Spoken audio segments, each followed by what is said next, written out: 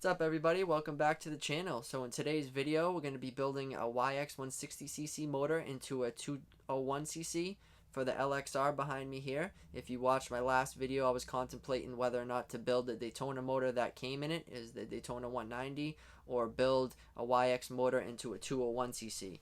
So obviously I chose the 201cc, and I worked with the guys over at TboltUSA to get me the parts for this build. So everything you see is supplied by them. Big shout out to them. I'm going to make sure I link all the parts, the links for the parts in the video, so that way it's easier for you guys to just go ahead into the description of this video and just find anything you need that you see on this build. If you want to replicate the same build, everything will be there. And I did my best to make the video short and sweet, but giving you all the information that you need to get it done if you do want to build it. So without further ado guys, let me show you the motor that I have here and we'll start ripping into it. So this is a YX160cc from an SSR 160 TX. I've had a few of those bikes before. So I'm going to do a new skid plate. I have a custom BBR skid plate I can make for this, unless this is the, yeah, it looks like that one. But when you run the TB parts one, you have the cylinders wider, the bolting spaces, so you get a customized one like I did on my slow racer. Top end's ready to come off. I found a few things while I was taking it apart. The timing chain seems to be stretched based on the timing chain tensioner where the teeth were. It was like all the way at the bottom. So that thing's stretched. I'm going to do a new timing chain. Full build on this one, guys. We'll do give it the old slow racer special V2 head, TB part cylinder, and I'll check out the bottom end, make sure it looks good before I throw it all together. But let's go ahead and get this top end ripped off. But the piston, I don't see, I mean, just normal signs of wear on the edges there, but I don't see no broken rings or nothing like that. So I assume it was running really lean and just fried the top end like that. I'm going to go ahead and take off the stator, the special tool right here, and then get into it. The timing chain stretch, so that's going to come off anyway. And what else I'm going to do in there? There's a bolt.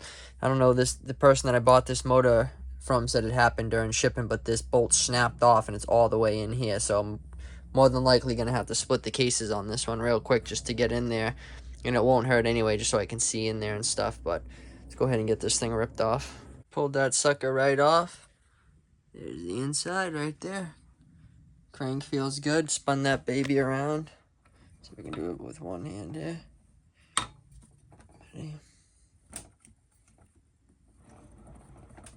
Decided we're going to do the V2 race head, and we're also going to be going with the 67mm big bore kit instead of the, what is it going to do, 64mm, which would have been a 184. So this one's going to turn this motor into a 201cc big bore ripper. We're going to put the V2 race head with the 577 camshaft. All of the parts will be listed down in the description of this video, guys, so if you want to replicate this build, you can just hop on their website and just order up everything I got right here. So what we're going to have to do here is, for the 67mm piston, you actually have to bore out the spigot hole right here a little bit. It's 67mm right now, so with the piston being the same size, the jug is going to be a little bit bigger, so it's got to be bored out like 1.5 millimeters. So once I do that, I'll put it back together, but I want to inspect the gears and everything just in case there's anything that I need to address while it's apart, because this is going to be a race bike. So I'm going to go ahead and start ripping this thing down carefully and just inspecting everything as I take it apart, and then I'm just waiting for some parts in. Clutch basket off, the whole thing right here. I made sure I put everything back in the sequence that it came out. This is pretty cool. It's removable in case you ever need to switch out the gear if the kicker gear breaks. So that's that. Put that aside right there. Now I'm going to go ahead and get this off. I already loosened this. Another thing to keep in mind, if you are going with the 201cc build, you're going to end up needing this tool right here, which you can get off of T-Bolt too. So that will do, take all this stuff off. And then you can just go ahead and slide everything off. This tool here, you can get that pretty much anywhere, Amazon somewhere, just to hold the clutch basket. And then this tool, which you also can get off of TboltUSA, will come off right here. One there, boom. Should I get enough distance here? Next one there. See that? You get another one right there, but you're not going to have to worry about that. That can stay on. Keep in mind there's 2 washers on each one of these gears right here. Take this off. Keep it. My bad hand. There you have it. She's ready to come apart. Pull this out. Push your thumb down from there. Slide that thing out carefully so you don't ruin the seal on the opposite side. That baby comes out just like that. Don't forget this bolt right here, guys. When you go to take off, split the cases. The last thing, this is behind the cap, this bolt, 10mm. That's for the shifter drum. Behind this cap right here. So pop that cap off, take off that. Make sure these are bottomed all the way out. And then take the tool, put it on there. And then carefully, let me see if I can turn it around so you can see it splitting. And then gently just see all the oil coming out of the bottom now. Just like that, guys, the case comes off. Just make sure you got all the bolts out, like I said. So there's the cases split. When you take this out, make sure you hold it as one unit. And see what I did here with the 2x4s, just make sure you take it out as one unit and put it right there. What I'm going to do is take zip ties and zip tie that all together and then put it right over there on the side.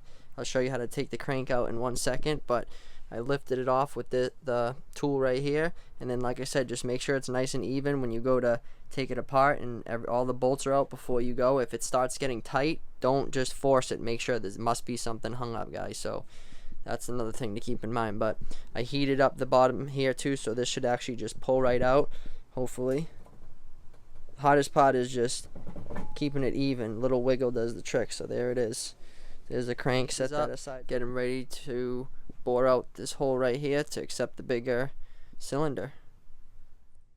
Just got all the parts in from T-Bolt. Everything's laid out right here. We got the V2 race head, the cylinder that I painted. Looks good. Still drying a little bit. But everything else we need right here. So I'll make sure I have all the links in the description to all the stuff that I used here. And you guys can try to replicate the same build if you want to go about it. Hardest part of it is probably going to be boring out this hole right here on the cases. Other than that, not too hard. I would suggest if you don't want to do that, go with the 64mm bore kit and get it instead of the 67mm, and then you won't have to bore it out like I did. Try to go over it just so you can see everything. Pause the video, anything that you might want to get. All the part numbers are right here too. The guides for the timing chain, just the Shockwares cover for the D&M shock. That's for another bike, actually, not the LXR. It's a little bit shorter, but this is everything I'm using for the build right here. These clutch springs are really strong too.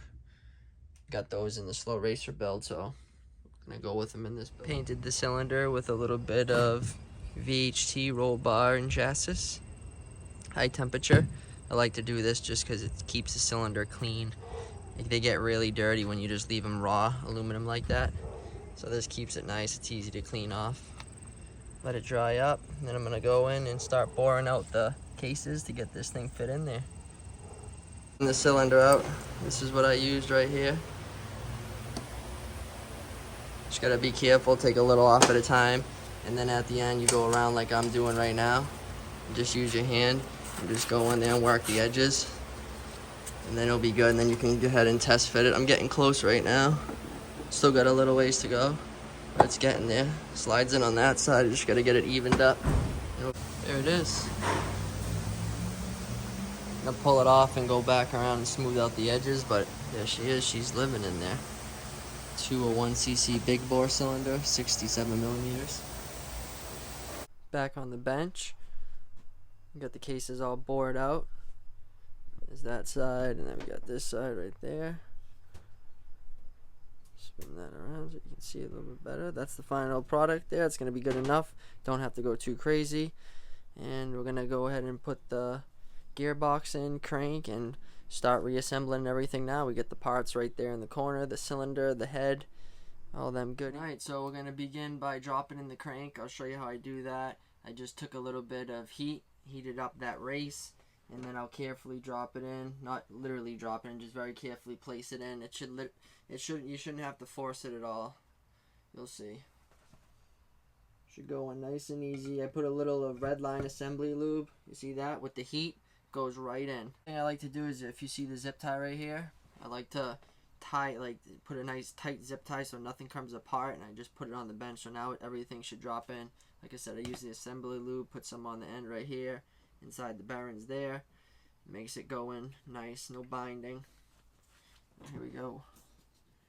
Just make sure I'm lining up everything the way it needs to go, so I don't get confused when it drops in. Just like so. Makes it a little tough like this sometimes, but I'll get it. So bolt lining it up perfect.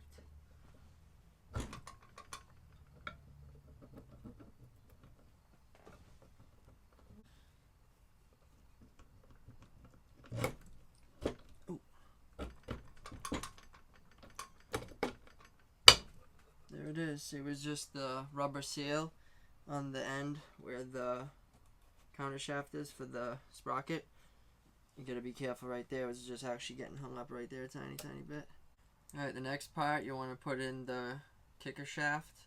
Put a little more assembly lube on there, and there's a washer on the end. Make sure that doesn't fall inside. This is a little trick to this. You just gotta kind of get it lined up top here first, and then usually you can use your hands to do it. Hopefully I can. We'll find out in a second. So right when it's about to drop in, if I don't get my fingers pinched, that'll be funny if I do, right? Let's see. Right when it's about to drop in, that's when you want to get it right at the top here, and then you should be able to work it the rest of the way in, like I'm about to do right here, if it wants to cooperate with me. It's definitely not all the way down yet,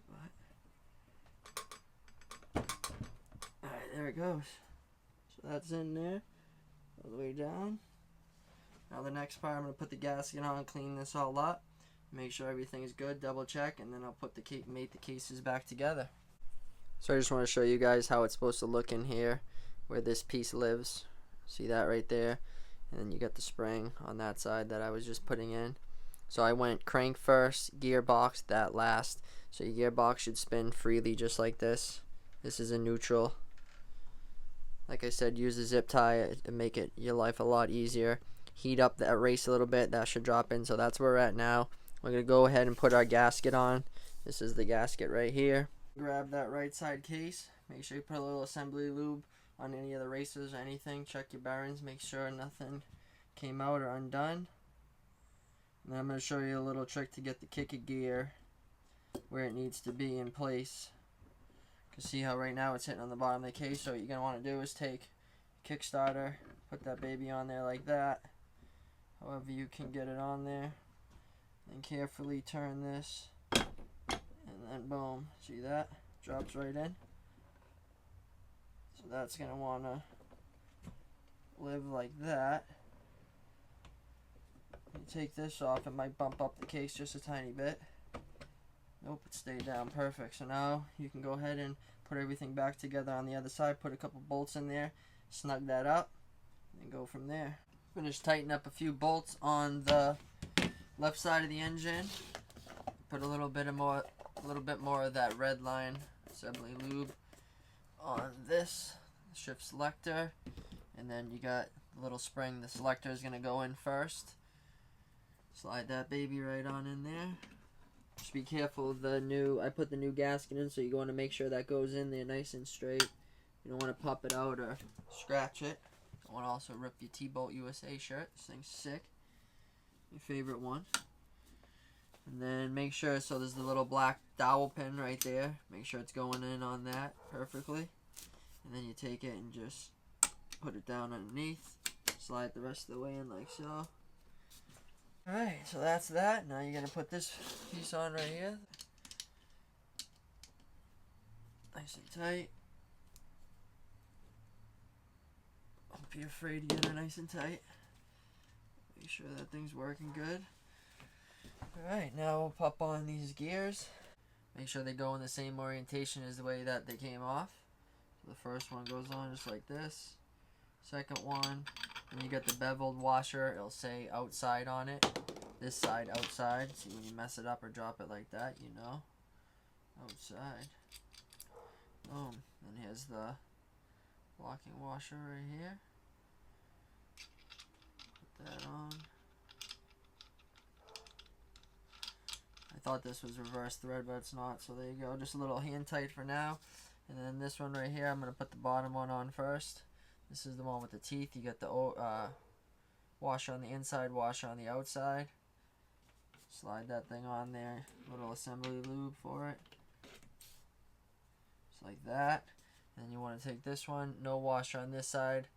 That one just slides right on, right above that one. Just a washer on the outside. Line them up just like that. And you can pop the little C-clips on. I have the worst tools ever for doing this, the pliers. They're absolutely awful, but everything one more time. There we go. Now that it's already on a little bit, you can just use something flat and then push it like that. There it is. Same with the bottom one. Alright, put the clutch basket on. I got all the plates in there. Go ahead and make sure the gear doesn't fall off the back side and it's lined up. Get some assembly lube on there as well. Make sure it's lined up on the crank side and also the idle gear side here. Slides in like so. And then this is the tricky little washer right here. You take out the outside one, slide that in. Now it won't back off. Grab this piece, hub, slide that in there carefully. Try to line it up without moving the discs inside. First shot. Got lucky on that one. Then you get the same deal like on the other one. Get the outside.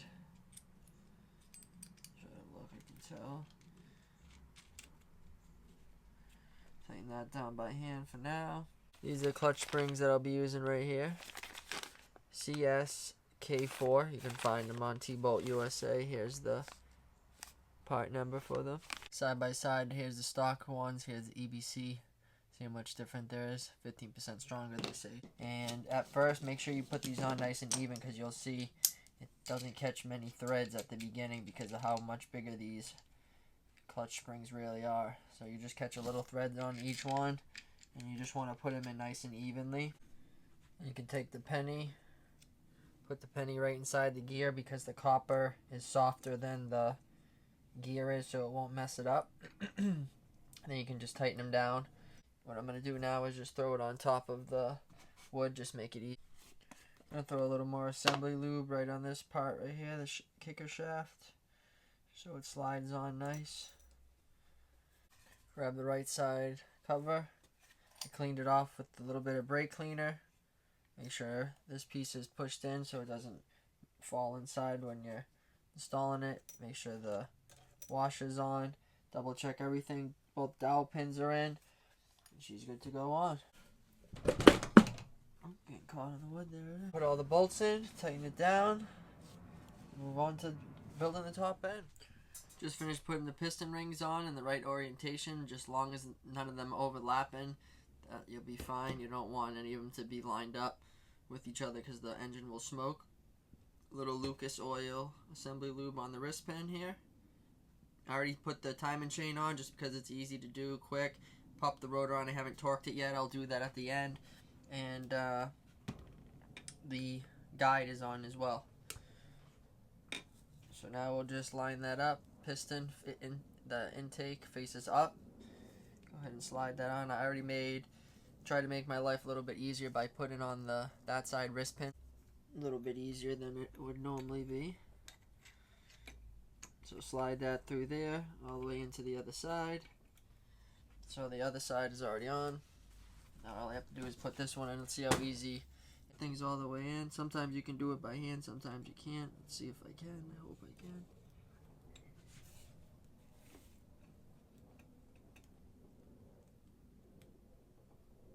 Just make sure it's in the groove first. And then if you're lucky, you can just use your fingers and push it the rest of the way in. Just like that. So I'm going to be running the 0.8mm gasket. Piece goes facing down. Make sure the two dowel pins are on each side. One here, one here. Now you can take the cylinder. This part's a little tricky. Might be hard for you guys to see, so I'll just start it and get it on there. But what I usually do is just slide it on. Don't forget the two dowel pins here on the top of the head as well, opposite sides. Get those on, and then you can just get it started and then slide it in nice and carefully. You want to take your time, you don't want to break piston rings, obviously. Angle on this, so I'm gonna show you what I do here. I put the engine on blocks and then just carefully with my fingers pinch the rings and just seat one at a time, and that works pretty good for me. Let's start a little bit. It's always a pain, my hands are in the way, so I get the last rings right here. Most important thing is just make sure you don't lose the orientation. The two top ones are pretty much in. Now what I'm going to do is just slowly wiggle it on from the sides until I meet these bottom rings like that. And basically, as long as you go nice and even, those lower ones will just slide right in. Take like a screwdriver or something, just throw it in there so it doesn't fall back in. Ready? There it is, guys. 201cc big bore cylinder is made it up. Look at that thing. Whew, can't wait. Now we're gonna go ahead and put the head on. I cleaned off both surfaces, this one and this one.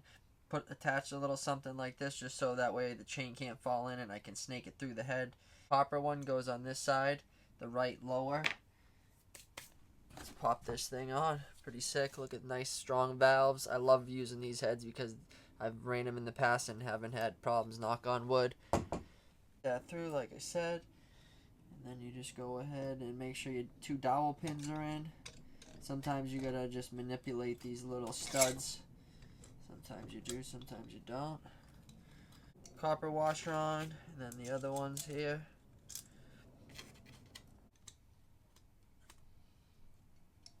A little bit of oil on each one of those, and then the washer itself so it can slide on easier.